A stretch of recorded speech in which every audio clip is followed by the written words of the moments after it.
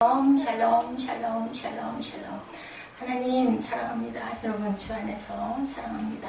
우리 사도행전 22장 주님 무엇을 하리까 10절에 내가 이르되 주님 무엇을 하리까 주께서 이르시되 일어나 어디로 와라 다메섹으로 들어가라 내가 해야 할 모든 것을 거기서 누가 이르리라 하시거늘.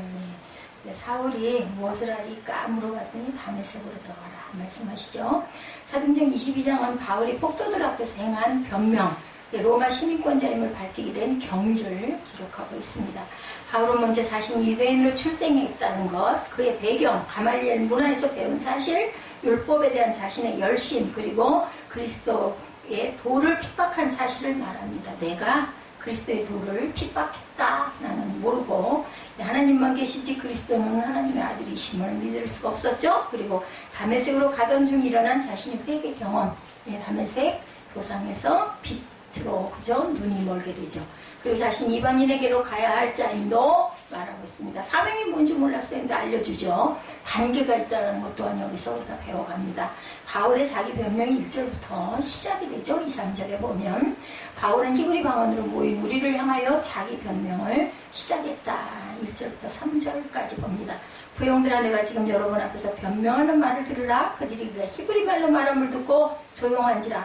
얘 언어가 한몫을하죠. 나는 유대인으로 길리기아 다소에서 났고 이성에서 자라 가말리엘의 문화에서 우리 조상들의 율법을 엄한 교훈을 받고 오늘 너희 모든 사람처럼 하나님께 대하여 열심히 있는 자였다. 내가 이 도를 박해하여 사람을 죽이기까지 하고 남녀를 결박하여 옥에 넘겼다. 예수를 박해해서 예수 믿는 사람을 결박해서 옥에 넘기죠. 5절에 이에 대제사장과 모든 장로들이 내 증인이라. 또 내가 그들에게서 다메섹 형제들에게 가는 공문을 받아가지고 거기 있는 자들도 결박해서 예루살렘으로 끌어다가 형벌받게 하려고 내가 가더니 가는 중에 다메섹에 가까이 갔을 때 오종쯤 되어 호련히 하늘로부터 빛이 나를 둘러 비치며 내가 땅에 엎드러져 있으니 소리 있어 이르되 사울아 사울아 내가 왜 나를 박해하느냐 하시거늘 내가 대답하되 주님 누구시나이까 하니 이르시되 나는 내가 박해하는 나사렛 예수라 하시더라. 나와 함께 있는 사람들이 빛을 보면서도 나에게 말씀하시니 소리는 듣지 못하더라. 내가 이르되 주님 무엇을 하리까 주께서 이르시되 일어나 다메섹으로 들어가라 네가 해야 할 모든 것을 거기서 누가 이르리라 하시거늘. 이렇게 10절까지 증거하죠. 기독교를 핍박했어요. 우리 너무나 잘 아는 말씀이 사도행전 8장 3절을 보면 사울이 교회를 진멸할세 갑집에 들어가 남녀를 끌어다 옥에 넘기니라 증거합니다. 다메섹에서 회심이 일어나죠. 같이 읽었죠.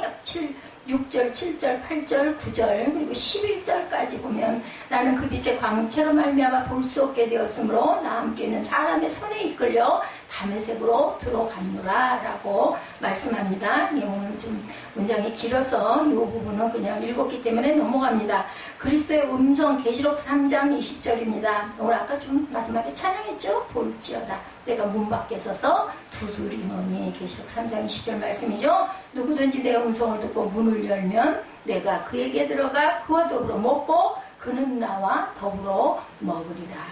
찬양이 너무너무 멋진데 말씀 또한 기가 막힙니다. 빛의 광채 히브리서 1장 3절입니다. 이는 하나님의 영광의 광채시오 그 본체의 형상이시라. 그의 능력의 말씀으로 만물을 붙드시며 죄를 정결하게 하는 일을 하시고 높은 곳에 계신 지극히 크신 이의 우편에 예수 그리스도께서 앉으셨죠. 아나니아의 방문, 아나니아를 찾아가죠. 바울은 이제 다메섹 도상에서 만난 주님에게 주여 무엇을 하리까 아까 그죠? 물었듯이 조용히 주님을 기다릴 수밖에 없었습니다. 바울을 부르신 주님은 또 다른 일을 진행하시죠. 주님은 경건한 사람 아나니아에게 임하시죠. 12절부터 보면 율법에 따라 경건한 사람으로 거기 사는 모든 유대인들에게 칭찬을 듣는 아나니아라는 이가 내게 와 곁에 서서 말하되 형제 사울아 다시 보라 하거늘 즉시 그를 쳐다보았느라. 이 아나니아가 왔어요. 사울에게 그죠? 사울이 찾아간 게 아니라 14절 그가 또 이르되 우리 조상들의 하나님이 너를 택하여 너로 하여금 자기 뜻을 알게 하시며 그 의인을 보게 하시고 그 입에서 나오는 음성을 듣게 하셨으니 내가 그를 위하여 모든 사람 앞에서 내가 보고 들은 것이 증인이 되리라. 이제는 왜 주저하느냐 일어나 주의 이름을 불러 세례를 받고 너희 죄를 씻으라 하더라. 이 세례를 받고 죄를 씻는 과정이 나타났습니다. 순종에 대해서 로마서 12장 2절 우리가 그럴 때는 바로 순종해야 되겠죠. 너희는 이 세대를 본받지 말고 오직 마음을 새롭게 함으로 변화를 받아 하나님의 선하시고 기뻐하시고 온전하신 뜻이 무엇인지를 분별할 줄 알아야 돼. 분별의 영 굉장히 중요합니다. 무엇인가를 받았을 때 이게 도대체 뭘까 할 때 우리 기도하면 하나님께서 우리 마음에 바로 알 때도 있지만 나중에 알게 되는 때가 많아요. 이게 도대체 뭐지? 저도 몇 날 며칠을 이게 도대체 무슨 말씀일까? 할 때 나중에 마음에 오죠. 그게 뭐 증거는 없지만 예, 그죠? 어떻게 될 것이다 라는 것이 오고 또 징조들이 보이기도 합니다. 아, 이게 그거였구나 이렇게 깨달는 일은 우리가 너무 미련하기 때문에 예, 그 고린도전서 말씀처럼 거울을 보듯이 희미했던 것들이 나중에 이제 선명하게 밝혀집니다. 바울은 하나님으로부터 택함을 받았음을 분명하게 고백합니다. 또한 하나님의 뜻을 모든 사람 앞에서 증거해야 하는 증인이구나 라는 것도 알게 되죠. 또한 아나니아의 방문을 받은 이후에 바울은 예루살렘에서 보았던 환상을 말합니다. 17절에 보면 나오죠. 16절에 이제는 왜 주저하느냐 일어나 주의 이름을 불러 세례를 받고 너희 죄를 씻으라 하더라. 후에 내가 예루살렘으로 돌아와서 성전에서 기도할 때 황홀한 중에 봄에 주께서 내게 말씀하시되 속히 예루살렘에서 나가라. 그들은 내가 내게 대하여 증언하는 말을 듣지 아니하리라 하시기를. 내가 말하기를 주님 내가 주를 믿는 사람들을 가두고 또 각 회당에서 때리고 또 주의 증인 스테반이 피를 흘릴 때 내가 곁에 서서 찬성하고 그 죽이는 사람들의 옷을 지킨 줄 그들도 아나이다. 나더러 또 이르시되 떠나가라. 내가 너를 멀리 이방인에게로 보내리라 하셨느니라. 이 말하는 것까지 그들이 듣다가 소리질러 이르되 이러한 자는 세상에서 없애버리자 살려둘 자가 아니라 하여 떠들며 옷을 벗어 던지고 티끌을 공중에 날리니 천부장이 바울을 영내로 데려가라 명하고 그들이 무슨 일로 그에게 대하여 떠드는지 알고자 하여 채찍질하며 신문하라 하는데 가죽줄로 바울을 매니 바울이 곁에 서 있는 백부장들을 이르되 너희가 로마 시민된 자를 죄도 정하지 아니하고 채찍질할 수가 있느냐 하니 백부장이 듣고 가서 천부장에게 전하여 이르되 어찌하려 하느냐 이는 로마 시민이라 하니 천부장이 와서 바울에게 말하되 내가 로마 시민이냐 내게 말하라 이르되 그러하다. 천부장이 대답하되 나는 돈을 많이 들여 이 시민권을 얻었노라. 바울이 이르되 나는 나면서부터라 하니 신문하려던 사람들이 곧 그에게서 물러가고 천부장도 그가 로마 시민인 줄 알고 또 그 결박한 것 때문에 두려워하다. 통쾌하죠. 그죠? 역전이 일어나는 내용 우리가 너무너무 잘 아는 내용인데 너무 신나서 읽었습니다. 저는 뭐 드라마를 봐도 이런 데는 그냥 한 20번쯤 봐요. 너무너무 막 기쁘고 신이 나가지고 그들은 바울의 증언을 받아들일 사람들은 아니었어요. 그죠? 그는 예루살렘을 떠나야 했습니다. 주님은 그의 사명을 이방인들에게 복음을 전하는 것으로 분명히 18절에 말씀을 하셨어요. 그죠? 그러므로 그는 이방인에게로 가야 하는 자였다. 환상이 보여지죠. 사도행전 16장 9절입니다. 밤에 환상이 바울에게 보이니 마게도냐 사람 하나가 서서 그에게 청하여 이르되 마게도냐로 건너와서 우리를 도우라 하거늘 자꾸 아시아로 가려고 하니까 못 가게 죄의 영이 맞고 유럽으로 이렇게 인도하는 내용 우리가 너무 잘 아는 16장 9절 말씀입니다. 이방인의 개종 시편 22편 27절에 보면 땅의 모든 끝이 야훼를 기억하고 돌아오며 모든 나라의 모든 족속이 주의 앞에 예배하리라 말합니다. 로마 시민이에요. 그래서 이 사람은 십자가에 못 박히시지 않고 목 참수형으로 죽게 됩니다. 로마 시민은 십자가에 못 박지를 않는다 그래요. 유대인의 소동이 일어나죠. 성전 바깥들에 운집해 있던 무리들은 바울이 이방인에 대한 그의 사명을 말하기 전까지는 대단히 흥미를 가지고 그의 말을 경청했어요. 21절에 보면 나타나죠. 나더러 또 이르시되 떠나가라 내가 너를 멀리 이방인에게로 보내리라 하셨느니라. 그죠? 그러나 그의 사명에 대한 말이 끝나기가 무섭게 바울에 대한 그들의 방황과 분노가 되살아난 22절부터 이 말하는 것까지 그들이 듣다가 소리질러 이르되 이러한 자는 세상에서 없애버리자 살려둘 자가 아니라 하여서 이제 막 분중이 막 일어나죠. 티끌을 공중에 날리고 고함과 흥분된 몸짓을 나타냅니다. 23절에 그죠? 그럴 때 이제 천부장 백부장이 이들을 어떻게 보면 보호하는 보호자 노릇을 합니다. 시기에 대해서 마가복음 15장 10절입니다. 이는 그가 대제사장들이 시기로 예수를 넘겨준 줄 알미더라. 분노 전도서 7장 9절에 급한 마음으로 노를 바라지 말라. 노는 우매한 자들의 품에 머무름이라. 참 노바라는 게 이게 정말 잘 안 돼요. 그죠? 목숨이 위급하다. 24절에 천부장이 바울을 영내로 데려가 목숨이 위급해서 무슨 일로 그에 대하여 떠드는지 알고자 하여 채찍질하며 신문하려고 하니까 이제 여기서 내가 로마 시민이다. 그게 밝혀진 아주 신나는 역전이 일어나죠. 그러나 증인을 고문하는 것이 로마의 오랜 정책이기는 했지만 이처럼 단도직입적으로 아무런 죄도 밝히지 않고 고문을 시작하는 방법은 로마 시민에게는 금지된 일이었다.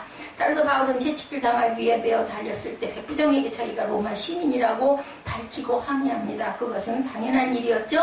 왜냐하면 이 채찍질은 살인적인 고문 방법으로 많은 사람이 이 고문으로 죽었기 때문입니다. 그래서 로마 시민들은 죽음은 면하게 하죠. 일단은 채찍질을 갈라디아서 6장 17절입니다. 이후로는 누구든지 나를 괴롭게 하지 말라. 내가 내 몸에 예수의 흔적을 지니고 있노라. 예, 아주 바울이 담대하게 이렇게 말하죠. 로마 시민권에 대해서 27, 8절 쭉 나타나죠. 이에 천부장은 자기가 지나쳤음을 깨닫고 이후로는 적절한 예우로 바울을 대했다. 그래서 이제 살아나는 거예요. 저 2년 동안 사는 사건이 일어나죠.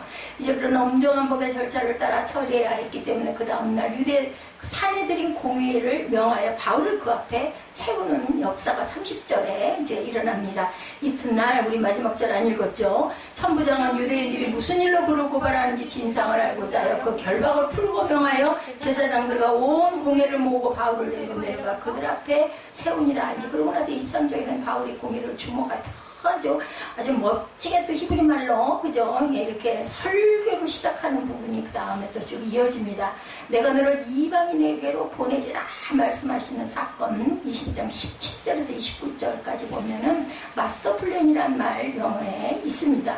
우리나라 말로는 전체 계획 마스터 플랜 그죠? 종합 계획 등으로 번역이 되는데 문자 그대로 일의 시작부터 마칠 때까지 모든 과정에 대한 완벽한 계획을 마스터 플랜이라고 합니다. 이런 마스터 플랜이 없이는 그 어떤 일도 제대로 할 수가 없고 특히 중요한 어떠한 대사나 오래 걸리는 큰 기획을 차질 없이 진행할 수가 없죠. 대형 토목공사나 장기간의 경제 정책 등을 시행함에 있어서 이런 마스터 플랜, 즉 모든 일을 멀리 내다보면서 세부 사항까지 치밀하게 준비하며 계획을 먼저 세우는 것은 필수적이겠죠. 하나님께서 바울을 부르셨을 때도 바로 이런 마스터 플랜을 이미 가지고 있었다. 그런데 바울에게 뿐만이 아니라 김예지에게도 저와 여러분에게도 하나님께서는 낳기 전부터 마스터 플랜을 갖고 계시다가 잘못된 길로 엉뚱한 길로 그죠? 예, 어떤 그 흙탕으로 꼴짝이로 빠지게 되면은 이런 일로 탁 제동을 걸죠. 이런 사건들이 일어나게 합니다. 그거는 어떻게 보면은 영광이에요. 친자식이기 때문에 채찍질도 하는 거죠. 그의 남은 생애를 어떤 식으로 이끌어 가실지에 대해서 바울의 회심이 있기 전부터 만세 전에 택하기 전부터 이미 자세한 계획을 세워놓으셨던 것인데 오늘 본문에 나타나고 이 나이가 되기까지 사울은 알지 못하죠. 저와 여러분도 마찬가지입니다. 본문 사건의 배경은 3차 전도 여행을 떠났던 바울이 드디어 예루살렘에 도착했을 때 거기서 바울은 아시아로부터 온 유대인들 사도행전 29장 27절이죠. 선동회에서 율법을 모독하고 성전을 더럽힌 죄로 몰려 죽기 일보 직전에 위기에 처하는 사건이 있었어요. 그죠? 그때 마침 예루살렘을 지키고 있던 로마 군대의 천부장이 그 소란스러운 소식을 듣고 현장에 출동하게 되었고 확실한 진상을 알 수 없었던 천부장은 일단 바울을 결박한 후에 그를 영내로 데려갑니다. 보호가 됐어요. 이렇게 해서 비록 용의자 신분이긴 했지만 그 때문에 오히려 신변의 보호를 받게 된 사도 바울은 그 상황을 전도의 기회로 또 이용을 합니다. 뭐 생명 내놨으니까 저도 그럴 것 같아요. 어차피 그죠? 죽을 목숨 뭐 사명이나 완전히 하고 가자 이런 마음이 나는 거죠. 비록 용의자 신분이 되긴 했지만 오히려 신변 보호를 받게 됐어요. 그죠? 예, 로마 군대의 병영 안으로 올라가는 층대비에서 백성에게 변명하는 말 22장 1절에 시작이 되죠. 천부장의 허락을 받아요. 1절에 보면은 상대하고 내가 이렇게 말 좀 하겠다. 부형들아 내가 지금 여러분 앞에 변명하는 말을 들으라. 이렇게 히브리 그 말로 아주 그냥 아주 유창하게 얘기하니까 다 쳐다보죠. 얼마나 좋은 자리예요. 그죠? 예, 전도하기 아주 기가 막힌 자리를 뭐를 깔아줬어? 멍석을 깔아줬어. 본문 앞에 2절부터 16절까지 해서 바울은 우선 기독교를 그처럼 박해하던 자기를 예수 그리스도로 어떻게 찾아오셔서 변화시켜 주셨는지를 다메섹 도상에서 일어났던 사건을 통해 유대인 앞에서 아까 우리 읽었어요. 그죠? 간증을 합니다. 그리고 이제 오늘 본문에서 17절부터 그 예수께서 회심한 후에 자기를 어떤 새로운 인생길로 끌고 가시는지를 또한 간증하고 있습니다. 이 시간 그 사도 바울의 간증을 통해서 과연 하나님께서 우리 각 성도들의 전 인생에 대해서 얼마나 완벽하고 치밀한 마스터 플랜을 각자에게 세워놓으시고 인도하시는지를 함께 느끼고 상고해 보도록 합니다. 하나님께서 부르신 자를 어떤 일을 위해 쓰실 것인지를 미리 이미 예정해 두셨어요. 17절부터 21절에 기록하기를 보면 후에 내가 예루살렘으로 돌아와서 성전에서 기도할 때 황홀한 종의 몸에 주께서 내게 말씀하시되 속히 예루살렘에서 나가라. 그들은 내가 내게 대하여 증언하는 말을 듣지 아니하리라 하시거늘 내가 말하기를 주님 내가 주를 믿는 사람을 가두고 가페당에서 때리고 주의 증인 스데반의 피를 흘릴 때 내가 곁에 서서 찬성하고 그 죽이는 사람들의 옷을 지킨 줄 그들도 아나이다. 나더러 또 이르시되 떠나가라 내가 너를 멀리 이방인에게로 보내리라 하셨느니라. 이렇게 증거합니다. 여기 후에 내가 예루살렘으로 돌아와서 성전에서 기도할 때라는 말은 사도행전 9장 26절 이하의 사건이 있었을 때이다. 이게 지금 왔다 갔다 해요. 보면은 그때 바울은 다메섹 도상에서 회심한 후에 처음으로 다시 예루살렘에 들어와서 자기를 여전히 두려워하는 기독교 신자들이 자신이 완전히 바뀌어 새 사람이 되었음을 거기에 보여줍니다. 처음에 오해도 많이 받았죠. 바나바가 막 감싸죠. 그리고 그 이하 28절과 29절에 있는 대로 바울은 제자들과 함께 있어 예루살렘을 출입하며 예수의 이름으로 담대히 말하는 전도를 시작합니다. 그러던 중 어느 날 그런 성전에 들어가서 기도하고 있었어요. 이건 당시 초대교회 성도들이 예배를 위한 처소는 따로 마련했지만 기도 생활은 계속 예루살렘 성전을 중심으로 해왔음을 보여주고 있습니다. 하여튼 바울은 그렇게 기도할 때 황홀한 중에 환상 중에 주님을 다시 뵙게 되죠. 그때 예수께서 바울더러 속히 예루살렘에서 나가라 이렇게 명령을 하셨어요. 그 이유는 그들을 내게 대하여 증언하는 말을 듣지 아니하리라. 너 해봐야 안 들을 거니까 여기서 떠나라. 즉 바울의 전도하는 말을 유대인들이 듣지 않을 것을 알고 계신 거죠. 이 말씀을 볼 때 당시 바울이 회심한 직후에 예루살렘으로 돌아온 목적 중에 하나가 유대인을 전도하려는 것이었음을 알 수 있는데 예수님께서 나오셔서 너 떠나라 말씀하세요. 안 된다. 거기서는 이방인에게로 가라는 거죠. 실제로 바울은 나의 형제 곧 고륙의 친척을 위하여 내 자신을 저주를 받아 그리스도에게 끊어질지라도 원하는 바로다. 로마서 9장 3절 말씀이에요. 이렇게 자기 형제들이 예수 믿고 구원받기를 그렇게 원했어요. 내 마음에 원하는 바 하나님께 구하는 바는 이스라엘을 위함이니 곧 그들로 구원을 받게 하려 합니다. 로마서 10장 1절에도 이렇게 증거합니다. 자기의 민족이 구원을 받았으면 하는 그런 염원이 있었어요. 뜨겁게 고백했듯이 어쨌든 자기 동족을 예수 믿는 성도로 만들고자 하는 간절한 소망을 평생 동안 가지고 있었다. 바울의 그처럼 진실한 심정은 바로 이 본문에서 지금 자기를 죽이려는 예루살렘의 군중들 앞에서차도 전도하고 있는 걸 보아도 우리가 알 수가 있겠어요. 아주 대단한 열정이에요. 하나님에 대한 열정이 이제는 깨달아 알았기 때문에 예수를 믿는 열정으로 바뀌고 전도로 바뀌었습니다. 바울은 예수님의 그런 명령이 처음에는 이해가 되지 않았죠.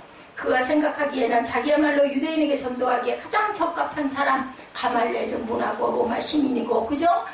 나는 이렇게 학문도 높고 히브리 말도 능통하고 이러니까 유대인들에게 더 먹혀야 되는데 바로 19절과 20절에서 바울이 하는 말이죠. 그럼 내가 주를 믿는 사람들을 가두고 가베당에서 때리고 주의 종인 스데반을 피 흘릴 때 내가 곁에 서서 찬성하고 죽이는 사람들의 옷을 지킨 줄 그들도 안다. 즉 기독 성도들이 그토록 바뀌었던 사람으로 잘 알려져 있는 내가 갑자기 180도로 바뀌어서 오히려 예수 그리스도를 전하면 유대인들이 더욱 호기심을 가지고 들을 것이 쉽게 전도가 되지 않겠느냐 자기 생각이에요. 그렇지만 예수께서는 바울의 그와 같은 이 신청에도 불구하고 또다시 예루살렘을 떠나라고 재차 명령하면서 내가 너를 멀리 이방인에게 보내리라 말씀합니다. 순종해야죠. 이방인 선교의 문에 바울을 사용하십니다. 예수께서. 바울 자신은 동족인 유대인을 전도하고자 하는 마음이 간절했고 그 일에 스스로 가장 적격자라고 판단했지만 예수님께서는 그렇게 생각하지 않으십니다. 그래서 우리의 생각과 하나님의 생각이 이렇게 다를 때가 많아서 우리가 온전히 깨닫지 못할 때가 많다는 거죠. 예수께서는 그래서 기도해야 합니다. 예수께서는 사도 바울에게 그보다 더 큰 일, 멀리 가서 더 넓은 세상에서 더 많은 민족에게 복음을 전하는 큰 사명을 주시기 위하여 부르십니다. 이처럼 바울은 하나님께서 그를 두고 세워놓으신 목적에 따라 쓰이게 되었을 때 자기 자신이 판단했던 것보다 훨씬 더 크게 쓰임받게 되었던 것이다. 제가 봐도 그래요. 제가 생각하는 것보다 더 좋게 예, 처음에는 힘들고 고난스러워도 나중에 보면 이것만큼 내가 기쁘고 감사할 일이 없는 그러한 것을 꼭 주십니다. 우리 각자의 인생은 결코 내 마음대로 할 수 있는 것이 아닌데 순종했을 때 하나님께서는 내가 생각할 수 없는 것 이상의 것을 꼭 주신다라는 것. 우리의 생명을 창조하시고 이 땅에 보내주신 분이 누구시기 때문에 창조주 하나님이시기 때문에 그 하나님이 우리가 무엇을 해야 가장 잘할지를 알고 계시고 어떤 그릇으로 가장 적당할지도 알고 계시고 나보다 더 잘 아시죠. 이사야 44장 21절에서 하나님께서는 야곱아 이스라엘아 이 일을 기억하라. 너는 내 종이니라. 내가 너를 지었으니 너는 내 종이니라. 그 사실을 우리에게 일깨워 주시죠. 하나님께서 우리의 생명을 지으신 까닭에 우리는 자동적으로 그 하나님의 종으로 쓰임받는 것이 우리 생애 존재 의의 목적이 될 수밖에 없다. 오늘 우리 시편 말씀 148편에 보면은 아까 우리 고백했죠. 5절에 보면 148편 5절에 그것들이 야훼 이름을 찬양하면 그가 명령하심으로 지음을 받았기 때문이다. 우리는 하나님께서 지으신 땅도 하늘도 그죠? 별도 나무도 뭐 물고기도 무리도 하나님께서 지으셨기 때문에 하나님께서 너무너무 잘 아신다라는 거죠. 하나님께서 우리의 생명을 지으신 까닭에 자동적으로 하나님의 종으로 쓰임받는 것이 우리 생애 존재의 목적이다. 또한 하나님께서는 우리 자신보다 우리를 더 잘 아시는 하나님, 피조물이 스스로 자신에 대해 판단을 내리는 것보다 창조주께서 당신이 만드신 피조물에 대해 훨씬 더 자세하고 정확하게 아실 수밖에 없고 바로 그런 까닭에 하나님께서 우리 각자의 인생을 두고 이미 정해놓으신 목적은 우리 자신이 스스로를 위하여 세우는 계획보다는 훨씬 차원이 높고 멀리 내다보이는 것이 될 수밖에 없다. 바로 그와 같은 하나님의 뜻에 자신의 인생을 맡기고 순종하기만 하면 우리의 생은 본인이 기대했던 것보다 훨씬 더 크고 가치 있게 사용될 수가 있다는 거죠.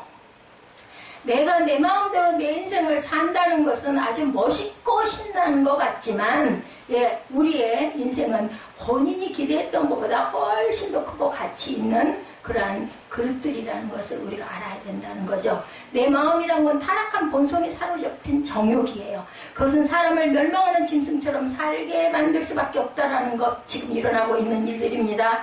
무슨 죽기 전에 꼭 해야 할 일에 대한 버킷리스트라는 것을 만들어 놓고 사는 사람도 실상은 그런 수준에서 벗어나지 못하고 있는 인생이에요. 우리가 생각하는 것은 한계가 있잖아요. 어떻게 하나님의 뜻을 우리가 다 알겠습니까? 그래서 뭐해요? 기도하고 말씀 보고 예배 드리는 거죠. 그러면서 정말 만한 거 하나만 깨달아도 우리는 막 날아갈 것 같이 기쁘고 깨달아지고 막 너무너무 감사하고 이렇게 되죠.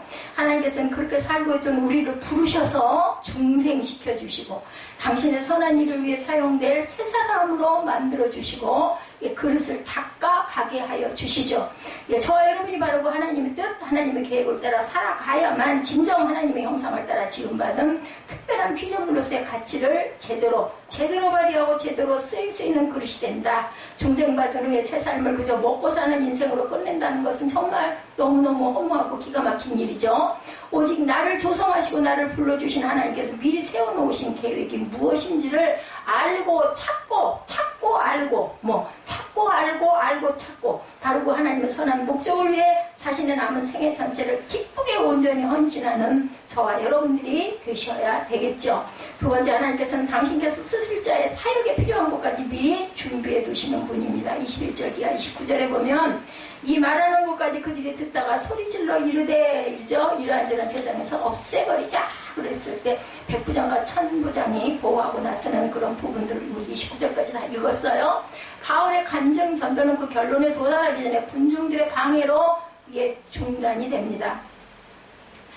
그들은 이 말하는 것까지 그들이 듣다가 예수께서 나를 이방인 전도를 위해 세워주셨다는 말이 바울의 입에서 떨어지는 순간 군중들은 노기가 충천하죠. 그 말은 그저 선민이라는 자존심에만 가득 차서 이방인을 깔보고 혐오하고 있던 유대인의 심기를 자극시켰겠죠. 그래서 군중들은 떠들며 옷을 벗어 던지고 티끌을 공중에 날렸다라고 했는데 그런 행동의 의미는 정확하게 알 수 없지만 화가 나니까 그죠? 그랬을 것 같아요. 안 봤지만 옷을 벗어 던졌다는 것은 겉옷을 벗어서 머리 위에 치켜들고 흔들면서 선동하는 행위. 영화에서 본 것 같아요. 티끌을 날린 것은 지금 로마 군병들이 호위하고 있는 바울에게 돌을 던질 수는 없어서 흙을 집어 던지는 그런 꼴입니다. 어쨌든 간에 사태가 또 소란스럽게 되자 천부장은 바울을 영내로 로마 병영 안으로 완전히 끌어넣습니다. 죽게 생겼으니까. 내버려두면 죽지 않겠어요? 그죠? 예, 그리고는 그들이 무슨 일로 그에 대하여 떠드는지 알고자 하여 채찍질하며 신문해라 명령을 했는데 백부장에게 말하죠. 예, 로마인을 네 맘대로 그렇게 나를 때릴 수가 있느냐? 예, 이렇게 됩니다. 채찍이라는 것은 가죽질에 그 뼈 조각이나 쇠 조각을 박아서 그걸로 한 번씩 때리면 어떻게 되겠어요? 살이, 그죠? 패이고, 그죠? 생각도 하기 싫어요. 아주 고통스럽고 끔찍한 채용 도구였습니다. 지금까지 바울은 히브리 방언으로 유대인들에게 연설했기 때문에 천부장은 무슨 말인지 알아들을 수가 없었어요. 그래서 도대체 무슨 연유로 바울이 이런 소동의 원인이 되었는지를 신문하려고 했던 거죠. 로마 군병들이 가죽줄로 자신을 매자 즉시 사태를 파악하게 된 바울은 뭐 한 번, 두 번 당했냐고 이제 너무너무 잘 알죠. 곧바로 자기가 가지고 있던 마지막 카드, 히든 카드 사용합니다.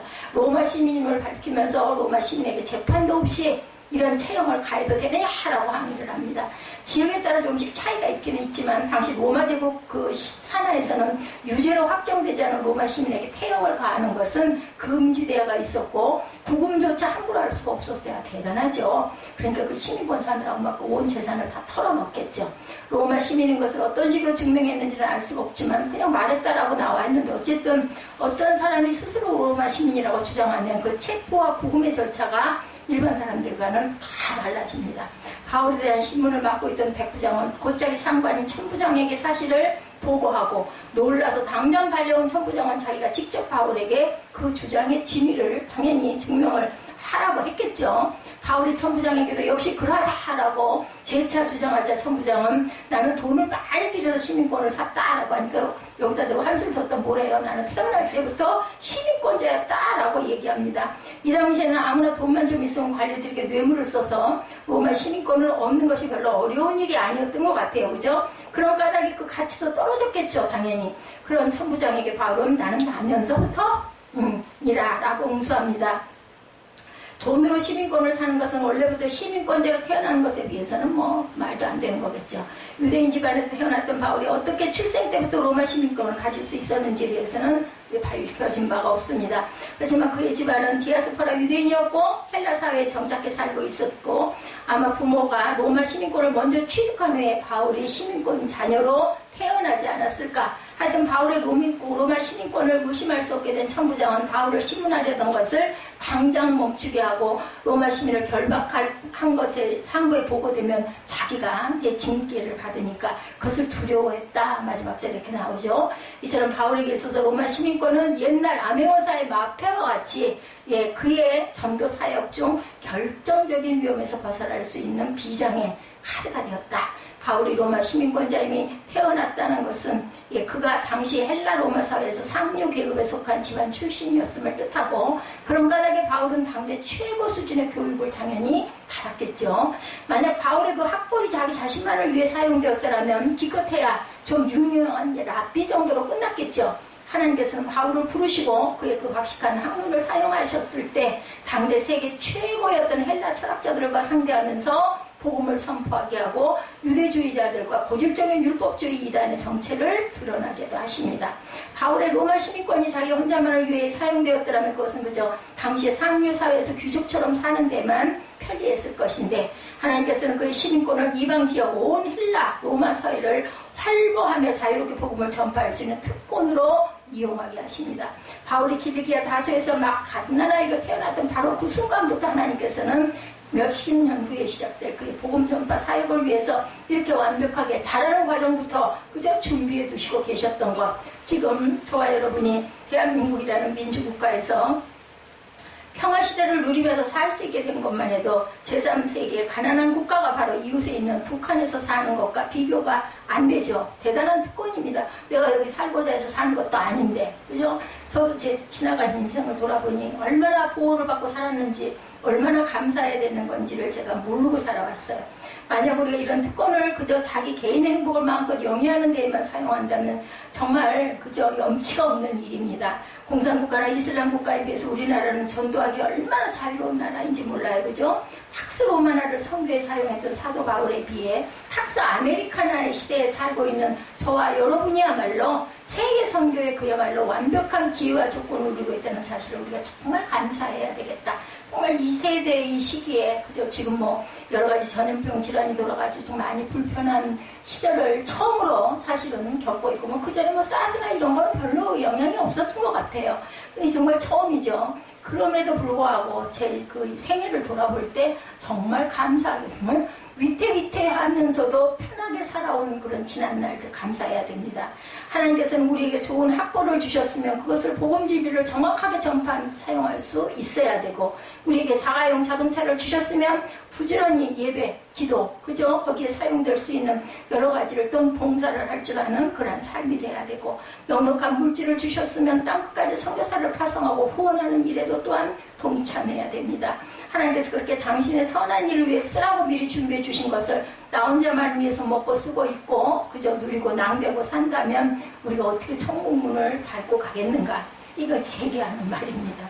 바로 그 원래 목적으로 사용하면 우리의 생애는 그야말로 극대의 효과를 올릴 수가 있겠죠. 우리가 누리고 있는 온갖 좋은 것들은 결코 나 자신의 개인적인 행복을 위해 주어진 것이 아니라 하나님께서 나를 당신의 구속사 완성을 위해서 효과적으로 사용하시기 위하여 친히 미리 준비해 두신 것임을 우리가 정말 절실하게 명심하고 깨달은 성도가 돼야 되겠죠. 세상에서도 자기 자신이 마음대로 하는 것이 아니라 남이 다 계획하고 준비해 주는 일들이 있어요. 세상에도 그죠? 외국에 여행을 갈 때 여행사에서 모든 일정과 관광지를 미리 계획해 놓고 교통편과 숙박시설 그리고 안내문까지 마련돼 있죠. 그러지 않고는 생전 처음 가는 낯선 곳, 말도 통하지 않는 곳에서 여행을 제대로 편하게 할 수가 없어요. 어린아이가 초등학교에 입학할 때도 마찬가지죠. 담임 교사가 학생들의 교과 과정을 미리 계획해두고 학교에서도 필요한 모든 시설과 비품과 교재를 또한 준비해둡니다. 그렇게 잘 계획되고 준비되어 있는 줄 아는 까닭에 부모님들은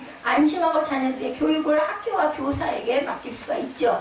우리의 신앙생활 역시 오직 주님 편에서 만세전에 이미 우리를 예정해 놓으시고 때가 되면 찾아와 주심으로 시작이 되었어요. 마찬가지로 우리의 남은 삶도 주님께서 우리를 위하여 미리 계획해 놓으시고 이미 준비해 놓으신 대로 인도해 주심으로 제대로 이루어지게 될 것이고, 그 뜻대로 부르심을 입은 자에게 모든 것이 어떻게 되어 합력하여 선을 이루는 놀랍고 멋있는 생애가 중생받은 성도들에게 시작이 되는 것이다. 그 어떤 성도든지 간에 하나님께서 불려주신 목적은 아직 믿지 않는 다른 사람을 더 불러 모으는 일을 위하여 사용하시고자 함이었다. 그러므로 참된 성도라면 방법이나 정도는 다르다 할지라도 누구나 전도와 선교의 사명에 자기의 남은 생을 사용하여야 한다는 거죠. 그냥 의무예요. 의무. 하다못해 안 되면 내 가족이라도 내 자녀라도 내 배우자라도 변화를 시켜야 합니다. 그런 까닭에 또한 어떻게 살고 있든지 간에 하나님께로부터 부름받은 성도의 인생에 주어진 것들은 하나님께서 당신의 구령사업에 선하게 쓰시고자 미리 준비되어 두신 것들이라는 것. 그러므로 참된 성도는 자기에게 주어진 시간과 환경과 물과 힘과 물질과 재능을 자신이 즐기는 목적으로만 쓰지 말고 반드시 전도와 선교에 드릴 수 있어야 되겠다. 자신의 생애를 이처럼 하나님께서 계획하신 바에 따르고 하나님께서 준비해 주신 것을 올바로 사용하고 살아갈 때 저와 여러분의 인생은 저희들이 기대했던 것보다 훨씬 더 큰 일에 쓰임을 받고 효과적으로 사용이 되어 갑니다. 바울은 이방에 보내시기 위하여 계획하고 준비하셨던 하나님께서 우리 각자의 전 인생을 위해서도 미리 이렇게 마스터 플랜을 만들어 놓은 줄을 깨닫고 오직 하나님의 선하시고 기뻐하시는 뜻을 따라 하나님께서 미리 준비해 두신 최고와 전부를 기꺼이 바치고 사는 저와 여러분이 되시기를 주님의 이름으로 축복합니다.